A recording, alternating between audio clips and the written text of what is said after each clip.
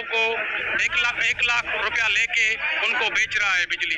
और आज वो हथरादू लोड शेडिंग की वजह से हमने यहाँ पे आज ये एहतजाज का पुरअमन एहतजाज रिकॉर्ड करवाया है।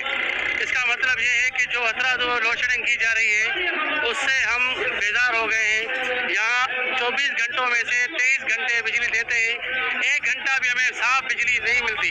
उसमें हमारे फीडर से इतना बड़ा जुल्म है वापडा की तरफ से कि 24 घंटों में से 18 घंटा बिजली नहीं है और 6 घंटे जो बिजली उसमें सिर्फ 5 मिनट दे रहे हैं, 5 मिनट नहीं दे रहे, ट्रिपिंग हो रही है बार बार, सारी रात बच्चे जाग रहे हैं, नींद की वजह से वो बीमार हो रहे हैं। हमारे घर में जो बूढ़े माँ बाप हैं, बड़े हैं, बीमार हैं, उसके लिए कितनी मुश्किल आते हैं।